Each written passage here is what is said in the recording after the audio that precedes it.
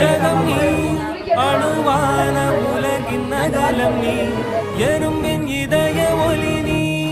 களிரின் துதிக்கை கனமும் நீ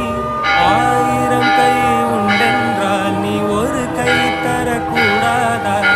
ஈராயிரம் கண் கொண்டால் உன் ஒரு கண்யனை பாராதா உன்னில் சரணடைந்தேன் இனி நீ கதியே